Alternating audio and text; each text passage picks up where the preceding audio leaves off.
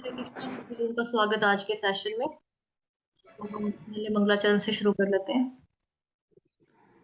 ओम अज्ञानतिमिरान्धस्य ज्ञानाञ्जनशलाकया चक्षुरुन्मिलितं येन तस्मै श्रीगुरुवे नमः। श्रीचैतन्यमनोभीष्टं स्थापितं येन भूतले स्वयं रूपः कदा मह्यं ददाति स्वपदान्तिकं।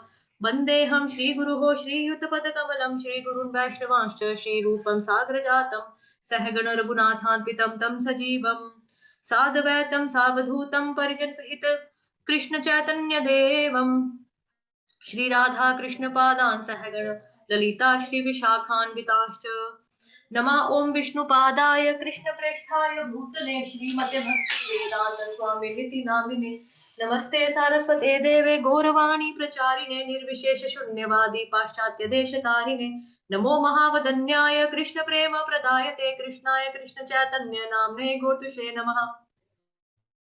हे कृष्ण करुणा सिंधो दीनबंधो जगतपते गोपेश गोपिका कांत श्री राधा कांत नमोस्तुते तप्त कांचन गौरांगी श्री राधे वृंदावनेश्वरी वृषभानुसुते देवी प्रणमामि हरिप्रिये वाञ्छाकल्पतरुभ्यश्च कृपा सिन्धुभ्येव च पतितानां पावनेभ्यो वैष्णवेभ्यो नमो नमः।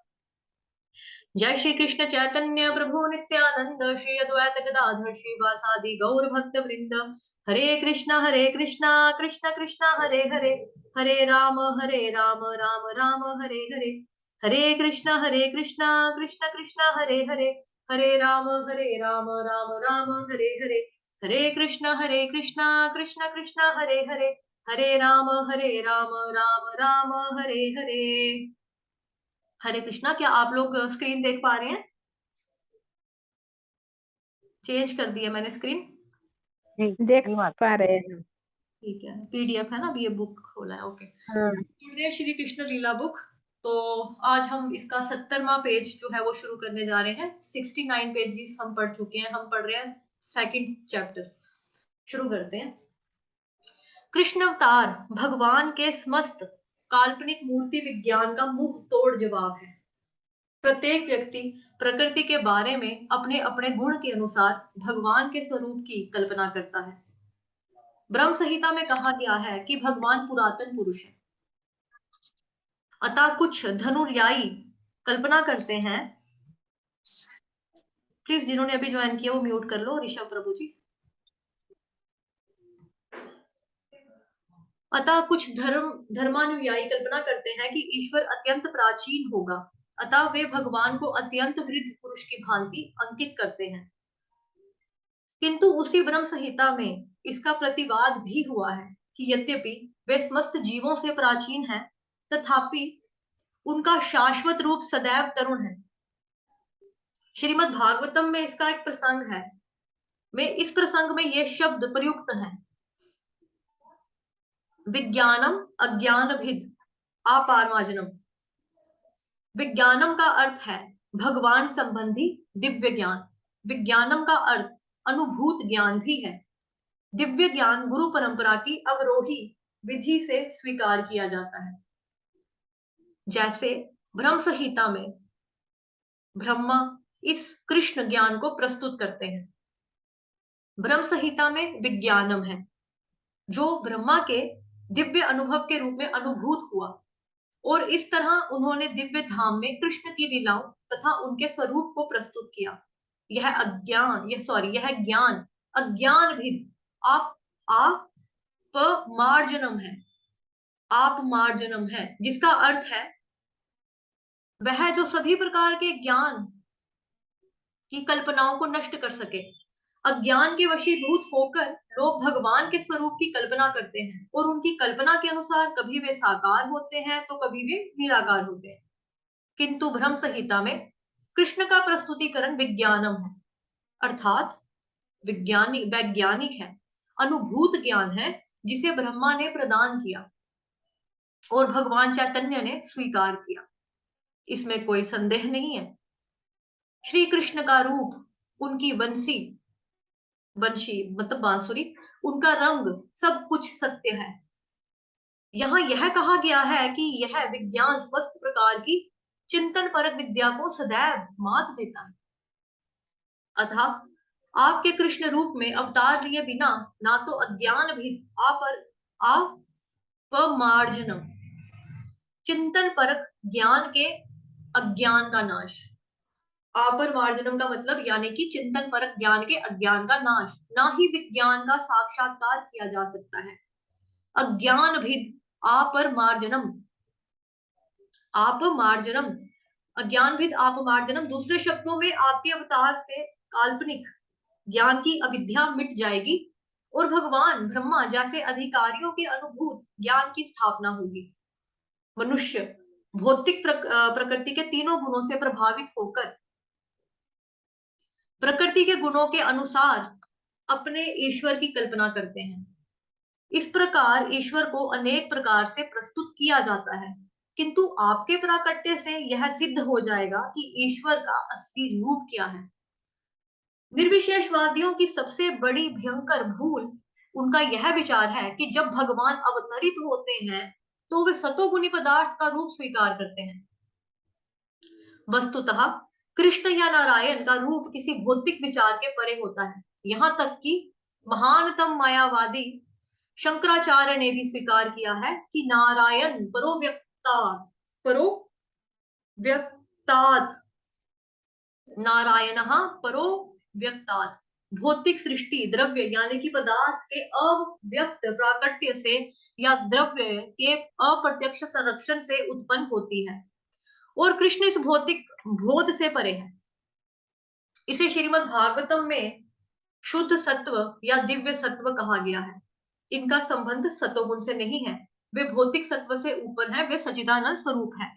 तो जैसा कि जैसे कई लोग होते हैं ना, लोग कहते हैं कि ब्रह्मा विष्णु महेश या वैष्णु माता ले लो या तो कोई भी देवी देवता ले लो, भगवान एक ही है, वो एक ही है। लेकिन यहाँ हमें ये बताया जा रहा है कि वो एक नहीं है, वो अलग अलग है। कि जैसा कि कल हमने पढ़ा था कि सत्वगुण का एक मिनट कोई अपने आप को म्यूट करके बताएंगे, कोई भी बता दो माता जी या प्रभु जी। सत्वगुण का इस्तेमाल ब्रह्मा जी करते हैं, शिव जी कौन से गुण का इस्तेमाल करते हैं और विष्णु जी कौन से गुण का इस्तेमाल करते हैं, और उनके कार्य क्या? शिवजी तमोर गुण, सतोगुण का, और शिव जी है जो वो तमोगुण का करते हैं। और तमोगुण में आता है गुस्सा, आलस, नींद। और जो सतोगुण है उसमें सत्य, सच बोलना, धैर्य और दया की भावना। ठीक है माता जी, मैंने सवाल था कि मतलब कार्य क्या करते हैं वो, जैसे शिव जी को क्या कार्य है? महेश्वर शिव जी विनाश करना, जो तमोगुण में आता है, शिव जी का विनाश। और सृष्टि विष्णु और ब्रह्मा जी का है ये पालना, पालना। ब्रह्मा जी सृष्टि उत्पन्न करते हैं ना, ब्रह्मा जी सृष्टि उत्पन्न करते हैं, विष्णु जी ब्रह्मा जी सृजन करते हैं, क्रिएटर। मेंटेनेंस का काम जो है वो विष्णु भगवान करते हैं, वो मेंटेनर है। ठीक है, जो विष्णु भगवान काम करते हैं वो किस गुण का इस्तेमाल करते हैं, वो सतोगुण का करते हैं। ब्रह्मा जी रजोगुण का करते हैं, शिव जी तमोगुण का करते हैं। ठीक है, एक का काम है बनाना, एक का काम है जो बना हुआ है मतलब उसको मेंटेन करके रखना। ठीक है, और विनाश का काम शिव जी जो कि तमोगुण का इस्तेमाल करते हैं। ठीक है, अब यहाँ पे बताया जा रहा है कि जो शिव ये कृष्ण भगवान है उनका वो तीनों गुणों से परे हैं। ठीक है, वो तीनों गुणों से परे है, तो उनका फिर वो किस में आते हैं, वो शुद्ध सत्व में आते हैं। तो बोला जाता है शुद्ध सत्व, ठीक, या फिर बोला जाता है दिव्य सत्व, दिव्य सत्व या शुद्ध सत्व। कृष्ण भगवान भौतिक बोध से परे हैं, उनका संबंध सत्वगुण से नहीं है, वे भौतिक सत्व से ऊपर है, वे सच्चिदानंद स्वरूप है। ठीक, तभी करके कहते हैं कि मतलब कि हमें भी तीनों गुणों से ऊपर उठना है, क्योंकि जो कृष्ण भगवान है वो शुद्ध सत्व में है, विष्णु भगवान सत्वगुण में है, शिव जी जो है वो तमोगुण में है, ब्रह्मा जी जो है वो रजोगुण में है। ठीक, तो शुद्ध सत्व जो है वहां पे होते हैं ये कृष्ण भगवान। ठीक, उनका रूप सच्चिदानंद स्वरूप। हे प्रभु, जब आप विभिन्न अवतारों में प्रकट होते हैं तो विभिन्न परिस्थितियों के अनुसार आप भिन्न भिन्न नाम और रूप धारण करते हैं। सर्वाकर्षक होने के कारण आपका नाम कृष्ण है। तो कृष्ण भगवान के नाम का अर्थ बताया जा रहा है यहाँ पे कि सर्व आकर्षक, सर्व जो सबको अपनी तरफ आकर्षित करते हैं, उनको बोला जाता है कृष्ण। अपने दिव्य सौंदर्य के कारण आप श्याम सुंदर कहलाते हैं। श्याम का अर्थ है सांवला, फिर भी यह कहा जाता है कि आप हजारों कामदेवों से भी अधिक सुंदर हैं। कंदर्प कोटि कमनीय। यद्यपि आपका रंग श्याम बादल जैसा है, किंतु दिव्य परम होने के कारण आपका सौंदर्य कामदेव के कोमल शरीर से कई गुना आकर्षक है। कभी कभी आप गिरिधारी कहे जाते हैं, क्योंकि आपने गोवर्धन पर्वत धारण किया था। कभी कभी आप नंद नंदन वासुदेव या देवकी नंदन कहलाते हैं, क्योंकि आप महाराज नंद या वासुदेव अथवा देवकी के पुत्र के रूप में जन्म लेते हैं। निर्विशेषवादी सोचते हैं कि आपके अनेक नाम अथवा रूप आपके किसी विशिष्ट कार्य तथा गुण के कारण है, क्योंकि वे अपने को भौतिक प्रेक्षक यानी कि दर्शक मानकर आपको स्वीकार करते हैं। हे प्रिय, आपकी प्रकृति रूप तथा कार्यकलाप को कल्पना द्वारा नहीं जाना जा सकता। आपकी प्रकृति दिव्य रूप नाम तथा गुणों को समझने के लिए मनुष्य को पहले भक्ति करनी होगी। वस्तुतः जिस व्यक्ति में आपके चरण कमलों की सेवा के लिए रंच भी रुचि होती है, वही आपकी प्रकृति रूप तथा गुण को समझ सकता है। अन्य लोग लाखों वर्षों तक चिंतन करते रहने पर भी आपकी वास्तविक स्थिति का एक अंश भी नहीं समझ पाते। दूसरे शब्दों में, अभक्त कभी भगवान कृष्ण को नहीं समझ सकते, क्योंकि योग माया का आवरण कृष्ण के वास्तविक स्वरूप को ढके रहता है। जैसा कि श्रीमद् भगवद गीता में पुष्टि हुई है, नाहम प्रकाशः सर्वस्य। भगवान कहते हैं कि मैं हर एक के लिए प्रकाशित नहीं हूं। जब कृष्ण ने अवतार लिया तो वे वस्तुतः कुरुक्षेत्र के युद्ध क्षेत्र में उपस्थित थे और सबों ने उन्हें देखा भी था, किंतु उनमें से हर एक व्यक्ति यह नहीं जान सका कि वे भगवान हैं। फिर भी उनकी उपस्थिति में मरने वाले प्रत्येक व्यक्ति को भव बंधन से पूर्ण मुक्ति मिली और वह वैकुंठ लोक को भेज दिया गया। अब जैसे कई लोग बोलते हैं कि जो कुरुक्षेत्र में युद्ध हुआ, अर्जुन नहीं चाहता था, पांडव लोग नहीं चाहते थे, लेकिन कृष्ण भगवान ने देखो युद्ध लगवा दिया, युद्ध करवा दिया। ठीक, अब वहां पे बताया जा रहा है कि वहां पे बहुत सारे लोग थे, मतलब कौरव भी थे, पांडव भी थे। आल्दो की मतलब जो पांडव है उनको भी हम कौरव कह सकते हैं, क्योंकि वो भी कुरु वंशज है। लेकिन पांडवों को पांडव क्यों कहा जाता है? क्योंकि उनके पांडवों के पिता का नाम पांडु था, इसलिए उनको पांडव कहते हैं। तो अब जो दुर्योधन एंड पार्टी है, वो भगवान को भगवान नहीं मानती, लेकिन जो पांडव लोग हैं वो भगवान को भगवान मानते हैं। वो भक्त के रूप में भगवान की सेवा भी करते हैं। यही लिखा है यहाँ पे कि सबने उन्हें देखा, उसमें से हर एक व्यक्ति यह नहीं जान सका कि वे भगवान है। तो जैसा कि हम जानते भी हैं कि महाभारत में इंसिडेंट होता है कि कृष्ण भगवान जब समझाने के लिए जाते हैं दुर्योधन को, तो दुर्योधन क्या करता है कि भरी सभा में कृष्ण भगवान को बांधने की ट्राई करता है। तो भगवान फिर अपना रूप दिखा देते हैं, नहीं बांध सकता, है ना। तो जबकि जो बाकी लोग हैं, मतलब जैसे और भगवान जब उसके घर में जाते हैं, विदुर है ना, विदुर होता है एक कैरेक्टर, आपको पता होगा। विदुर के घर में जाते हैं तो उसकी जो पत्नी होती है वो कृष्ण भगवान जी को देखकर इतनी ज्यादा प्रसन्न हो जाती है, इतनी ओवर एक्साइटेड हो जाती है कि भगवान को उसने खिलाने केले होते हैं, तो लेकिन वो केला जो होता है खाने वाला फ्रूट, उसको फेंक देती है, और जो केले का छिलका होता है वो भगवान जी को देना शुरू कर देती है। तो भगवान उसको प्रेम से खाना शुरू कर देते हैं। अब वो केले फल खाने वाला फेंक रही है, लेकिन छिलके भगवान को खिला रही है। वो प्रेम के वश जैसे हो जाता ना, एक्साइटमेंट में थोड़ा सा ऐसे नर्वस सी हो जाती है कि मेरे भाई मेरे घर में भगवान जी हैं, वो ऐसा, और उसको ऐसे हो जाता है। तो निर्विशेषवादी जो होते हैं वो ये चीज नहीं समझ पाते।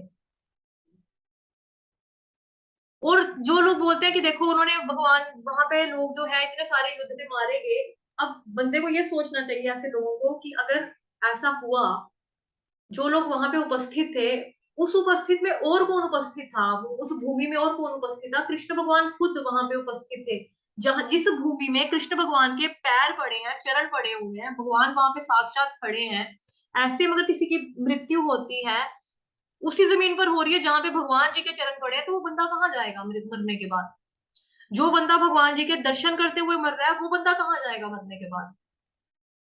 चाहे वहां पे युद्ध करने वाला जैसे दुर्योधन था, मतलब पापी कपटी भी थे, ठीक है, जैसे पांडव लोग थे, अच्छे थे, हालांकि पांडवों में से कोई नहीं मरा, लेकिन हाँ जैसे अभिमन्यु एक कैरेक्टर बड़ा है, मतलब अर्जुन का पुत्र, उसकी मृत्यु हो जाती है। तो मतलब कि जो भगवान को मानने वाले हैं, जो भक्त हैं और जो अभक्त हैं, दोनों की मृत्यु वहां पर हुई है ना। लेकिन उसके बावजूद क्या हुआ है, प्लीज अपने आप को म्यूट रखिए अनिल प्रभु जी। मतलब वहां पे अगर जिसकी भगवान को देखते हुए मृत्यु होगी, जहां जिस भूमि में भगवान जी के दिव्य चरण पड़े हुए हैं, वहां पे जिसकी डेथ होगी, तो ऐसा इंसान कहाँ जाएगा, वो वैकुंठ लोक में ही जाएगा। तो एक साथ इतने सारे लोगों को वैकुंठ लोक में भेज देना, ये हर कोई तो नहीं कर सकता ना, ये सिर्फ और सिर्फ भगवान ही कर सकते हैं। तो ये समझने की बात यहाँ पर है। हे भगवान, निर्विशेषवादी या भक्त यह नहीं समझ सकते कि आपका नाम आपके रूप से अभिन्न है। चूंकि भगवान परम है, अतः उनके नाम तथा वास्तविक रूप में कोई अंतर नहीं है। चाहे हम भगवान जी के विग्रह के सामने खड़े हों, चाहे हम साक्षात भगवान जी को देखें, चाहे भगवान हमसे लाखों करोड़ों मील दूर है ना, जैसे हम धरती पे हैं, भगवान जी अपने धाम में है, तो लेकिन हम अगर भगवान जी का नाम पुकारते हैं, हरे कृष्ण कृष्ण कृष्ण हरे हरे, हरे राम राम राम हरे हरे, तो भगवान हमारी जीवा के ऊपर प्रकट हो जाते हैं नाम अवतार के रूप में। क्यों? क्योंकि भगवान का नाम और भगवान, इन दोनों में कोई डिफरेंस नहीं है, इसमें कोई फर्क नहीं है। चूंकि भगवान परम है, अतः उनके नाम तथा वास्तविक रूप में कोई अंतर नहीं है। भौतिक जगत में नाम तथा रूप में अंतर होता है, हाँ होता है। अब जैसे मान लो मेरा नाम सोनू है, ठीक है, सोनू लड़कों का नाम भी होता है। मैंने बोला, आप मुझसे पहली बार मिले, आपने मेरा नाम पूछा, मैंने बोला मेरा नाम सोनू है, आप सोचो मेरे अंकल का नाम भी सोनू है, तो यहाँ पे रूप डिफरेंट हो गया ना। आपका अंकल जो है वो लंबे होंगे, उनकी एज ज्यादा होगी, मोटे होंगे, मेरी आयु में अंतर है, जेंडर में अंतर है, शारीरिक जो हमें शरीर मिला हुआ है, मैं फीमेल हूँ, वो मेल है ना। ऐसे भौतिक जगत में नाम तथा रूप में अंतर होता है। आम का फल आम के नाम से भिन्न होता है। कोई केवल आम आम आम की रट्ट लगाकर आम का स्वाद नहीं पा सकता। मान लो किसी को भूख लगी है, किसी का मैंगो खाने का मन है, उसको बोलो तू मैंगो बोल ले, तेरे को मैंगो मिल जाएगा, मैंगो बोल तो मैंगो का टेस्ट तेरे मुंह में आएगा, ऐसा हो सकता है? नहीं। लेकिन भगवान का जो भक्त है वो ये जानता है कि भगवान के नाम में और रूप में कोई अंतर नहीं है। अतः वे हरे कृष्ण महामंत्र, हरे कृष्ण कृष्ण कृष्ण हरे हरे, हरे राम राम राम हरे हरे का कीर्तन करता है और अपने आप को सदैव कृष्ण की संगति में अनुभव करता है। तो जो भगवान का भक्त होगा वो सोचता है कि भगवान का नाम लिया, भगवान बिल्कुल प्रकट हो गए, मैं हरे कृष्ण महामंत्र का जाप करूं, भगवान बिल्कुल मेरे को सुन रहे हैं, भगवान बिल्कुल मेरे को देख रहे हैं कि मैं क्या कर रहा हूँ क्या नहीं कर रहा हूँ, मोबाइल चला रहा हूँ भगवान वो भी देख रहे हैं, मैं गंदा काम कर रहा हूँ भगवान तो वो भी देख रहे हैं। तो भक्त हमेशा अलर्ट रहता है कि नहीं, भगवान हमेशा ही हर जगह मौजूद है, कण कण में मौजूद है, हमेशा मौजूद है, परमात्मा रूप में हमारे हृदय में वास करते हैं। जब हम उनको पुकारते हैं तब भगवान जी प्रकट होते हैं। तो भगवान का जो भक्त है वो हमेशा कृष्ण भगवान की जो कंपनी होती है, जो उनकी संगति होती है, वो अनुभव करता है। और इसका जो एक फीलिंग है, ये अपने आप में एक बहुत बड़ी फीलिंग होती है कि हम कुछ भी कर रहे हैं, भगवान हमारे साथ है। जो व्यक्ति परमेश्वर के परम ज्ञान में बहुत सिद्ध नहीं है, उन्हें भगवान कृष्ण अपनी दिव्य लीलाएं दिखाते हैं। वे केवल भगवान की इन लीलाओं का ही चिंतन कर सकते हैं और पूरा लाभ उठा सकते हैं।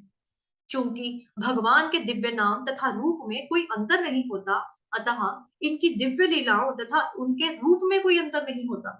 जो अल्प ज्ञानी है, यथा स्त्रियां, श्रमिक या वणिक वर्ग, उनके लिए व्यासदेव जी ने महाभारत की रचना की है।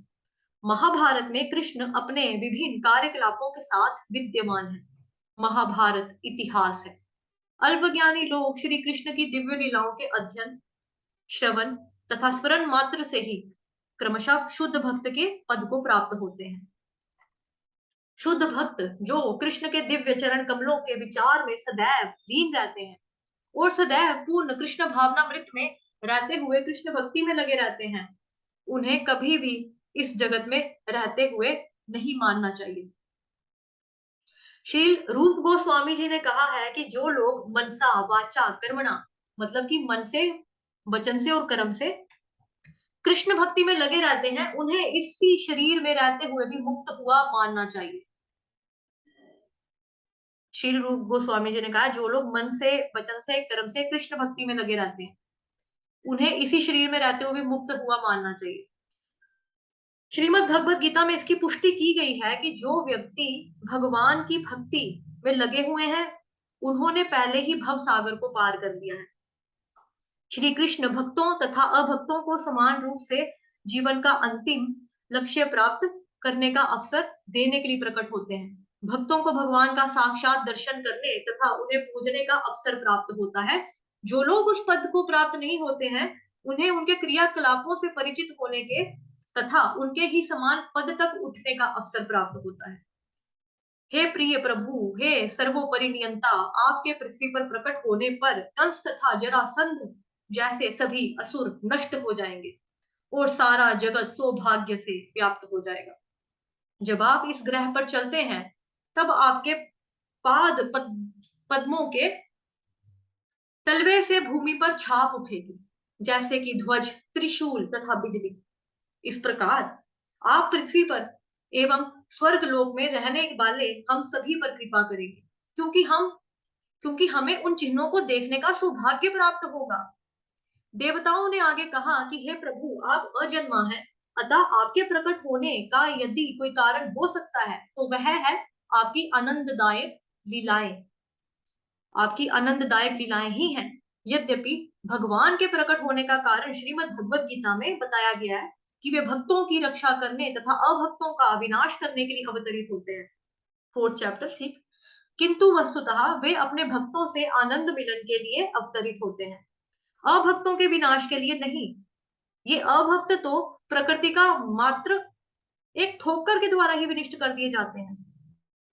तो भगवान बता रहे हैं, मतलब कि देवता बोल रहे हैं कि भगवान जी जो है वो आप अजन्मा है, मतलब आपका जन्म नहीं होता, लेकिन आपका प्राकट्य होता है। तो अगर कोई आपके प्राकट्य का कोई कारण है तो वो क्यों है, क्यों आते हैं भगवान? अपनी आनंद लीला, आनंददायक, जो दूसरों को आनंद प्रदान करने वाली लीलाएं हैं। जैसे अभी रिसेंटली कार्तिक मास खत्म हुआ है, तो हमने दामोदराष्टकम डेली पढ़ा है ना, दामोदर लीला की कथा हम लोगों ने की, सुनी। तो उसमें क्या था, मतलब दामोदर लीला में हर एक आनंद है, हर एक रस मिलता है हमें वहां पर। भक्ति का भी मिलता है, प्रेम का भी मिलता है, वात्सल्य का भी मिलता है, मतलब तकरीबन सभी रस हमें वहां पे, रसों की अनुभूति हमें दामोदर लीला में हुआ। तो कोई बोले कि भगवान जी आते क्यों हैं? भक्तों की रक्षा करने के लिए और भक्तों का विनाश करने के लिए आते हैं, भगवान जी ने भगवत गीता में बताया। लेकिन अभक्तों का विनाश करना जो है, मतलब राक्षसों का नाश करना, अभक्तों का विनाश करना, वो भगवान जी के लिए सेकेंडरी काम में आता है। प्राइमरी काम उनका क्या आता है? भक्तों की रक्षा करना, भक्तों को दर्शन देना, भक्तों के लिए आनंददायक लीलाएं करना, वो भगवान जी का मेन पर्पस है। जैसे कि राम भगवान जो है रावण को मारने के लिए आए, ये उनके लिए सेकेंडरी काम था। वो उनके पार्षद भी कर सकते हैं, भगवान जी के भक्त भी रावण को मार सकते थे, लेकिन भगवान जी शबरी के लिए मेन आए, क्योंकि शबरी के लिए प्रॉमिस किया था शबरी के गुरु महाराज ने कि राम भगवान अवतरित हुए हैं, उनका प्राकट्य हुआ है, तो वो आएंगे, तुमको मिलने मिलने आएंगे, दर्शन देने आएंगे, आप यहीं पे रहना। तो भगवान जी के भक्त ने जब ये चीज बोली, तो भगवान जी उस प्रॉमिस को फुलफिल करने के लिए शबरी माता के पास आते हैं, भगवान जी उनको मिलते हैं, दर्शन देते हैं। तो वो भगवान का प्राइमरी पर्पस था राम रूप में आना, ना कि रावण का खात्मा करना। रावण को कोई और भी मार सकता है, भगवान जी के पार्षद भी मार सकते हैं। देखो, जैसे एग्जाम्पल ले लो, हनुमान अकेला रावण की लंका राक्षसों से भरी हुई, कितने सारे, 1 मिनट में फूक दी पूरी लंका उसकी, रावण की जला दी पूरी की पूरी, सोने की लंका जला दी। तो वो चाहे तो, मतलब पार्षद, भगवान जी चाहे तो अपने पार्षद के द्वारा भी इस कार्य को पूरा कर सकते हैं। मतलब भगवान जी ने, मतलब कि कितनी आसानी से भगवान ने कितने सारे राक्षसों को मारा है। कंस मामा को जो मारा, कंस को सीधा एक मुक्का मारा, मुक्के के प्रहार से वो मर गया। तो प्राइमरी पर्पस भगवान जी का क्या है? भक्तों की रक्षा करना, ठीक। अभक्तों के विनाश के लिए नहीं, भक्तों से आनंद मिलन के लिए अवतरित होते हैं। ये अभक्त तो प्रकृति की मात्र एक ठोकर के द्वारा ही विनिष्ट कर दिए जाते हैं। प्रकृति की बहिरंगा शक्ति के कार्य, कारण, उत्पत्ति, पालन तथा संहार स्वतः चलते रहते हैं, किंतु आपके पवित्र नाम का आश्रय लेने मात्र से ही, क्योंकि आपका नाम तथा आपका व्यक्तित्व अभिन्न है, भक्तगण पर्याप्त सुरक्षित रहते हैं। जब भगवान अवतरित होते हैं तो भक्तों की सुरक्षा तथा अभक्तों का विनाश वास्तव में भगवान के कार्य नहीं होते, ये तो उनके दिव्य मनोविनोद के लिए है। उनके अवतार लेने का कोई अन्य कारण नहीं हो सकता। हे प्रभु, आप यदुवंश में सर्वश्रेष्ठ के रूप में प्रकट हो रहे हैं और हम आपके चरण कमलों में अपना सादर विनम्र नमस्कार कर रहे हैं।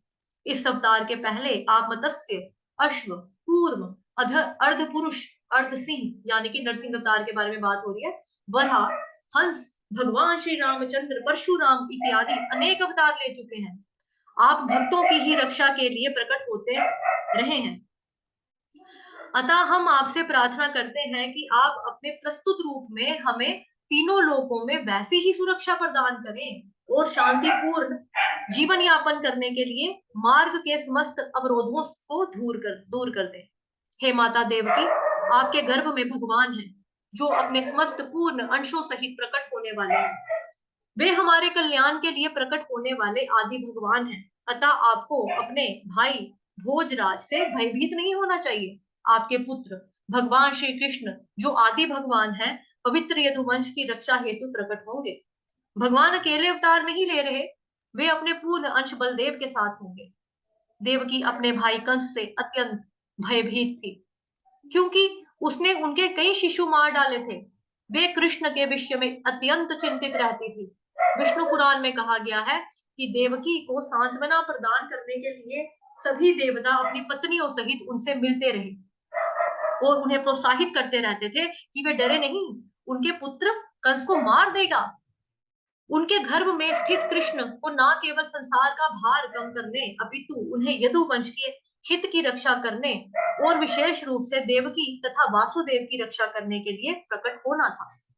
ऐसा माना जाता है कि कृष्ण को वासुदेव के मन से देवकी के मन में और फिर वहां से उनके गर्भ में स्थानांतरित कर दिया गया था। अतः सभी देवताओं ने कृष्ण की माता देवकी की पूजा की। इस प्रकार भगवान के दिव्य रूप की पूजा करने के पश्चात ब्रह्मा तथा शिव जी को आगे करके सभी देवता अपने स्वर्गीय लोकों में चले गए। इस प्रकार श्री लीला पुरुषोत्तम भगवान श्री कृष्ण के अंतर्गत देवताओं द्वारा गर्भस्थ भगवान कृष्ण की स्तुति नामक द्वितीय अध्याय का श्री भक्ति वेदांत तात्पर्य पूर्ण हुआ।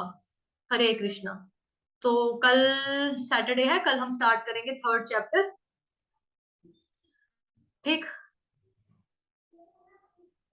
और 3rd चैप्टर का शीर्षक जो है कृष्ण भगवान का जन्म। ठीक है, कल हम ये स्टार्ट करेंगे।